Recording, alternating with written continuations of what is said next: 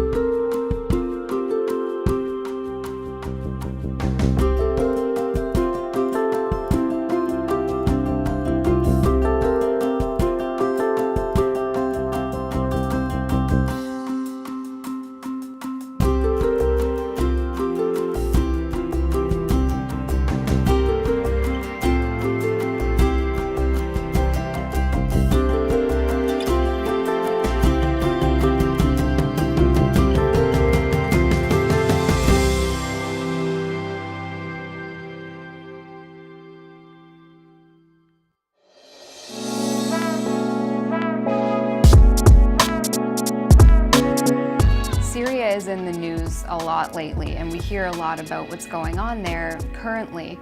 But what I think a lot of people don't know is how significant Syria was in the Bible and how many times it's mentioned, and maybe we could discuss that a little bit.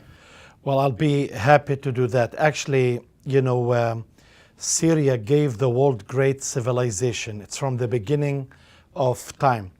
Syria is mentioned throughout the pages of the Bible, in the Old Testament and in the New Testament.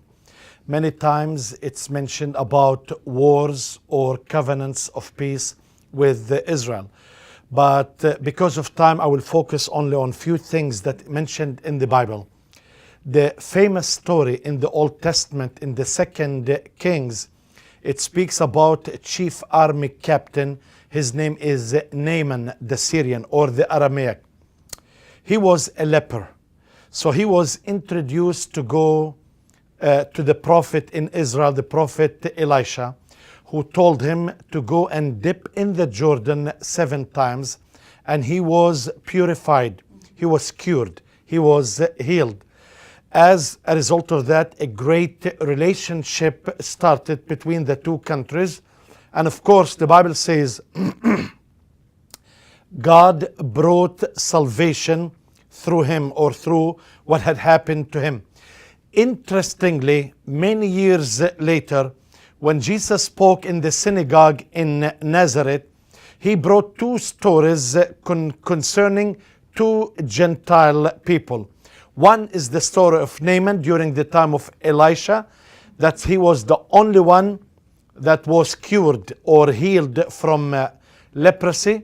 And the other story, of course, is the woman of Phoenicia in that region, the region of the north. So Syria is very significant, introduced great civilization, but also it is mentioned in the New Testament. During the Roman time, it was a province of Syria. In fact, the Gospel of Luke the historian, speaks about the birth of Jesus during the time of Quirinius, the governor of Syria. So during that time, Jesus was born. But let's skip about the most important stories. One of the most important stories is, I call it the story of the beginnings. It's when Jesus took his disciples to Banias, that is Caesarea Philippi.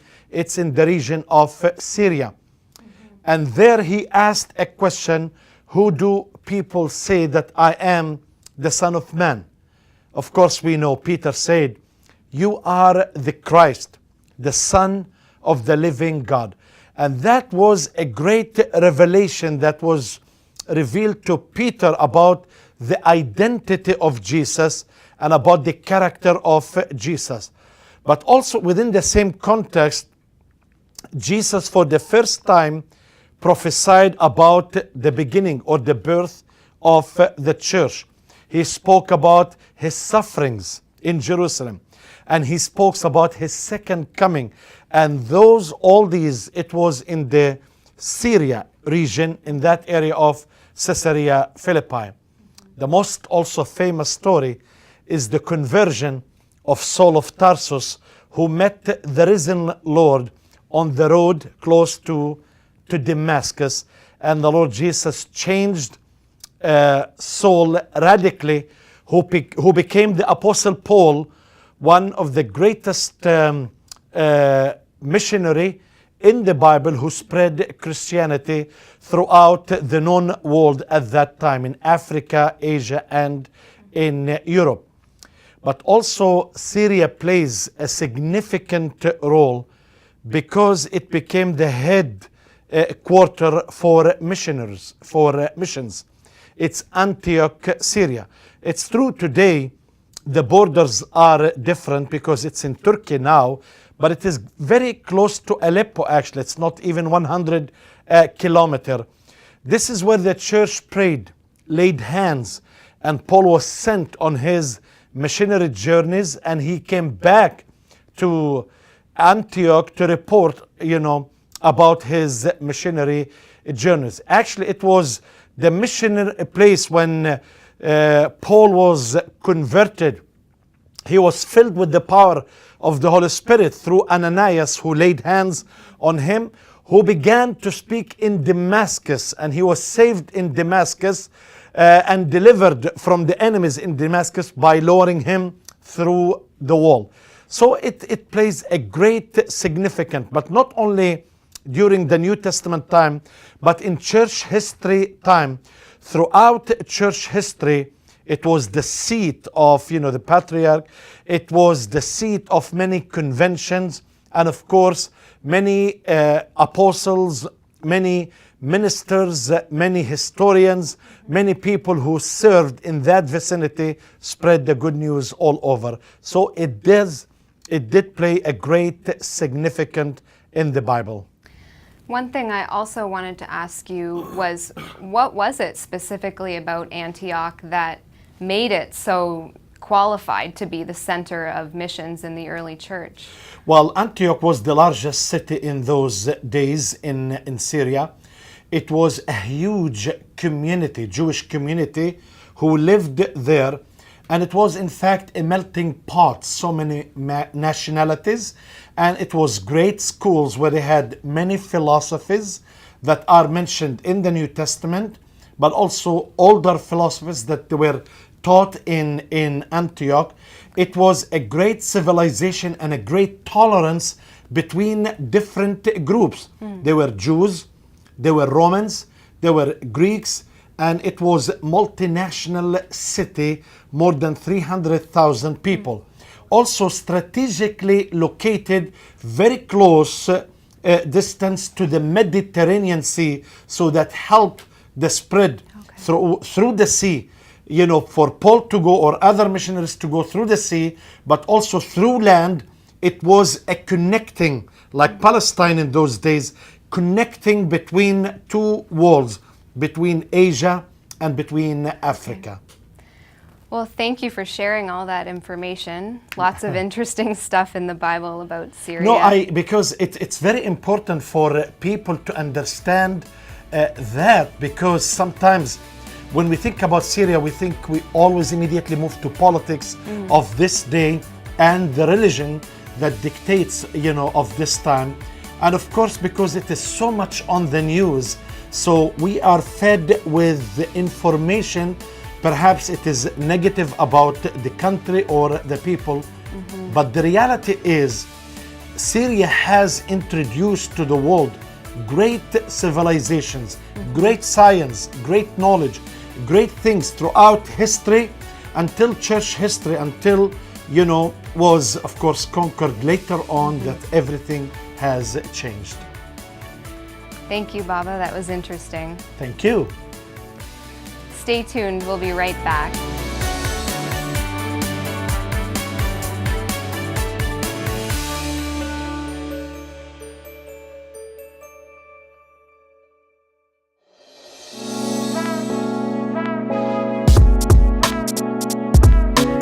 So let's talk a little bit about the current situation in Syria right now.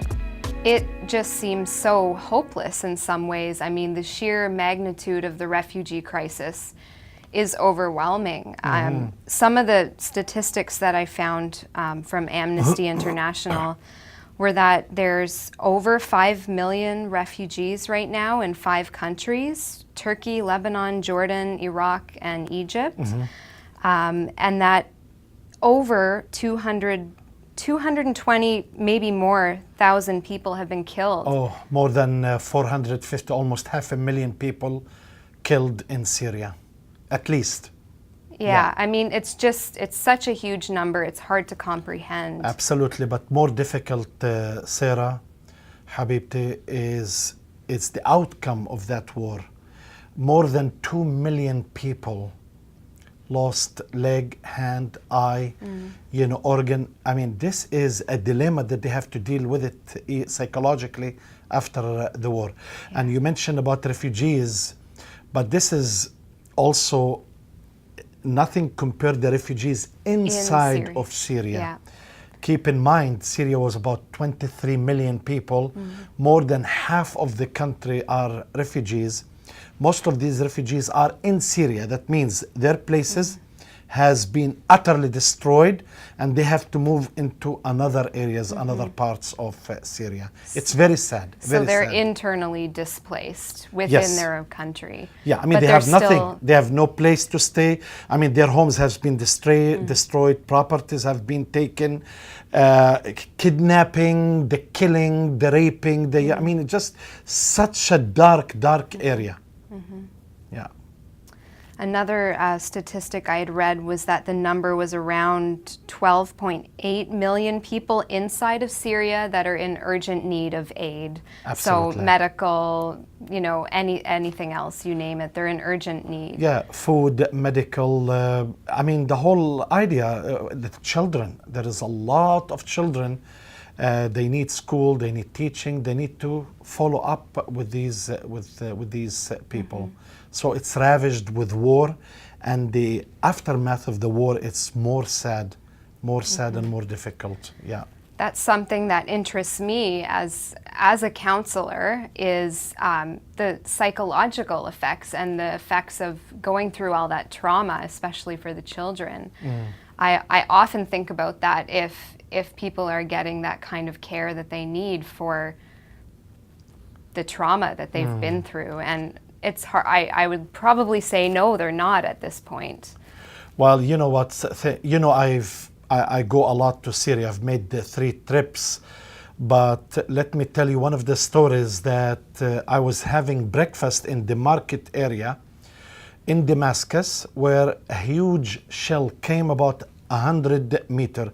There were a group of children just passing in the street when the shell fell. Do you mean a bomb when you A say bomb, shell? like a shell, that means either a Katyusha or a missile hit an area, because the whole street was shaken. So I saw the fear in the eyes of the children and running into every direction. So that is a simple story that I saw in front of my eyes about the whole idea of fear and the dilemma and how to deal with these children who has been through the war. Now what we are coming on the 7th year in Syria. It's very sad. That means that there's a whole generation of children that have been born that all they know is war. That's their reality. That's true. That's correct. All their life is war, and those who, let's say, 7 years old, now they are 14 years old, all that they have seen of their childhood is devastation and war or famine or difficult situation, because they need food, they need medicine, they need care, school, all these, water, electricity. I mean, name it, on and on, so that they have been deprived of all these things. Another thing I just wanted to mention was about international resettlement of refugees. The statistic I have here is that only 104,000 resettlement spaces have been offered internationally, which is about 2.6% of the total population of refugees. So such a small fraction of refugees are actually being resettled internationally. Why do you think that that is? That's such a low number. Keep in mind, this is like in Europe or North America, but keep in mind, most of these refugees are waiting for the United Nations government sponsorship or church or mosque sponsorship. But a lot of these people that you mentioned, they are in Turkey today. There is a big number in Turkey, in Lebanon, in Jordan, and of course they go through Greece. There's a lot in the Greek islands in Greece. There's a lot of refugees.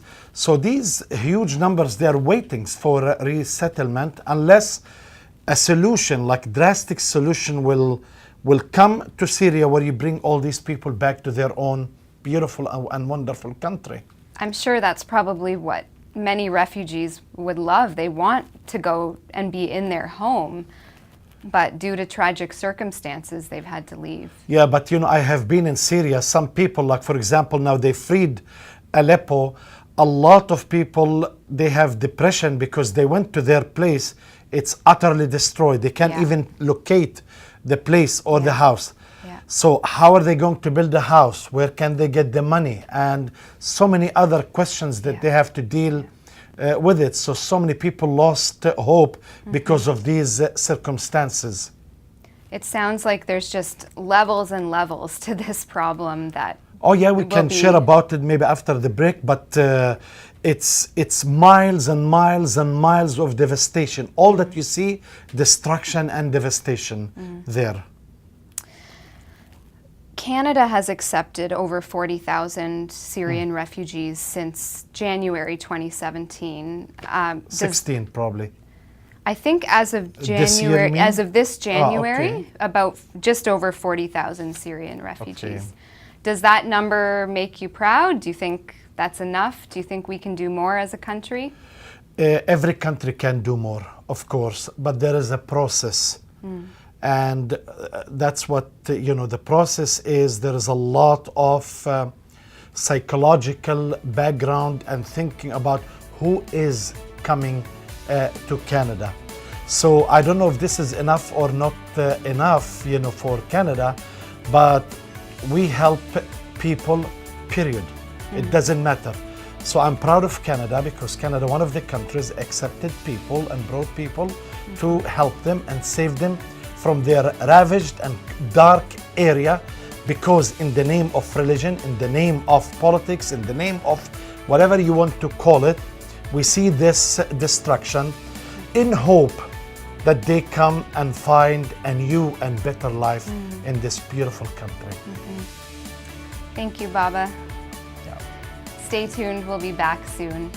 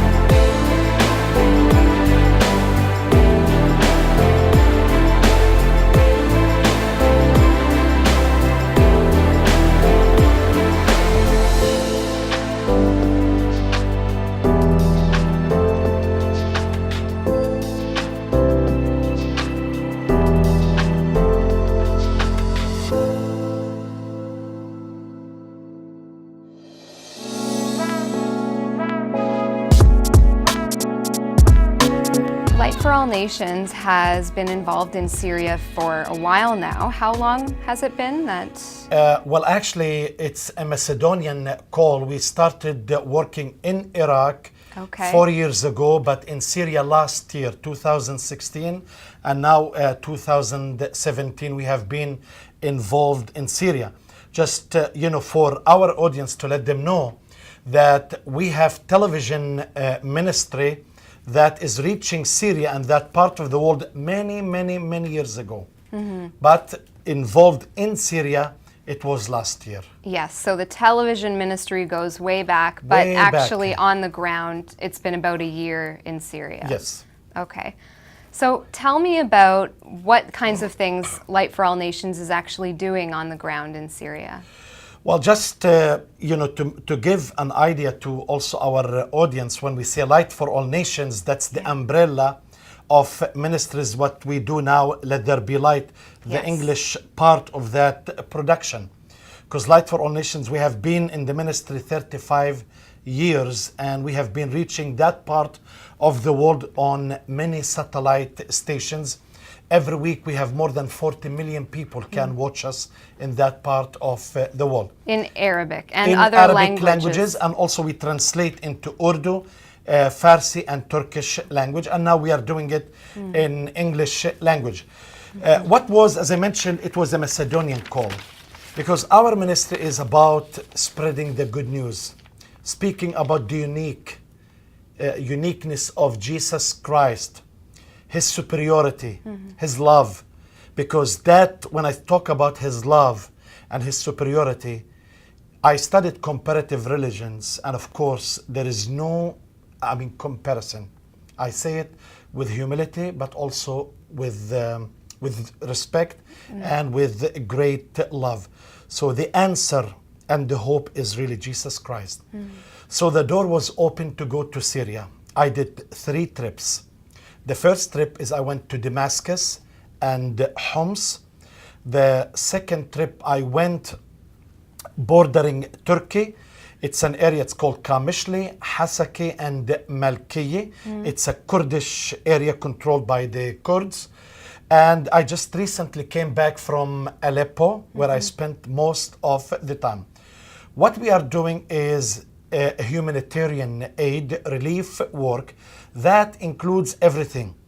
Helping with fuel for heating in the wintertime, blankets, jackets, food. We help the children, things pertaining women, and we help also the churches to stand and to keep the message and help also the people there. I am very proud of Canadians who supported us, supported this cause. In fact, as I'm speaking to you, I'm planning another 3 trips by the end of the year. So Wow. what we do is help to relieve people from the burden, from hardship, from difficulty there. And all of this obviously costs money, and I'm just curious, where do these funds come from to be able to provide all of this relief? Well, people support, whether in Canada or United States, and as you know, we have charity number both in the United States and in Canada for income tax receipt purposes. When we addressed the need for Syria, people are responding, and they are responding very generous, in a very generous way. So going there it was such a blessing, because here in the midst of war and in the midst of lots of shelling, I've been there. They have seen me on television, so they were so thankful, leaving a safe country like Canada to literally to risk and go there to Syria. But I always say the safest place is to be in God's will. I went there, also we interviewed people, interviewed leaders, political leaders, religious leaders, and just came back from Aleppo. The situation is extremely sad, because as I was interviewing people in the ruined areas, you could even smell corpses underneath the destruction. That tells you what's going on in that land. They're right in the middle of it still, and doesn't seem to be a solution in sight, which is the sad part, I think. But The solution is Jesus through His church when we stand with the wonderful people of Syria. thank you so much for sharing that, Baba, and I really look forward to hearing about your future trips to Syria as well. I will. We'll be back soon with some closing thoughts.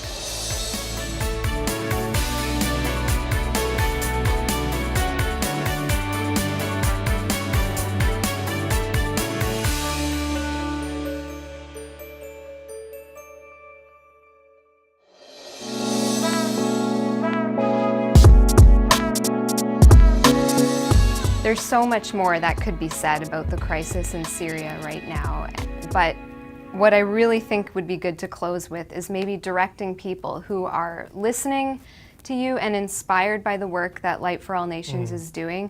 How can they support? How can they get involved in supporting this mission in Syria? Well, thank you, Sarah, for mentioning that. I just wanted to say that our focus is to present Jesus Christ, the message of salvation.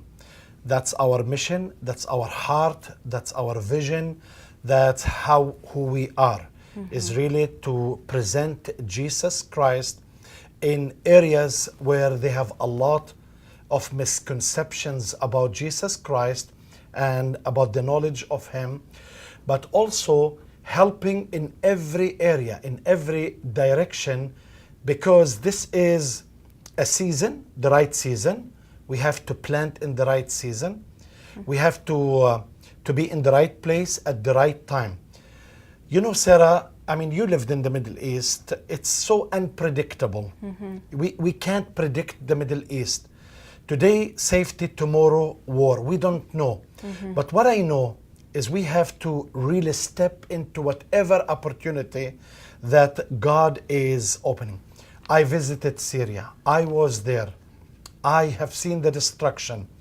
I have seen what ISIS did in the churches in Homs. I have seen what the devastation, the destruction in Aleppo. But also I have seen hope in through some eyes, who are trying to build there, who are trying to bring a message of hope. So I want to challenge everyone who is watching us. Will you help us? Because what we do is way bigger, on the scale than just helping. We are literally all over the world. We have been in Iraq, in Syria. We're helping in many areas. And definitely we need partners like you to stand alongside with us and to see the vision and the mission of Jesus, where all started in that region, in that part of the world. That is all about, is to spread the goodness, the kindness, the love of Jesus to everyone unconditionally.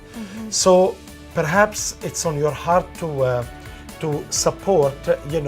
You can either call us on the phone or you can write us, and definitely we would love to hear from you.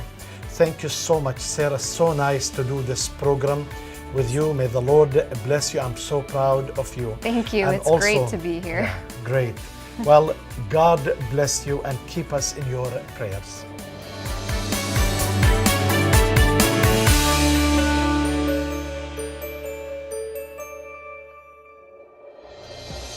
These families have been through an awful lot, and they're moving to a place that's not their home, where they don't have their friends, and they don't have the support of their other family. And it's a challenge in so many ways. They've been through so much we can't even understand all they've been through. And so it was just a lot, and just to learn relationally, just to try to help make sure that we're helping them the best way that we can. And again, we're very thankful for the staff and individuals who stepped up.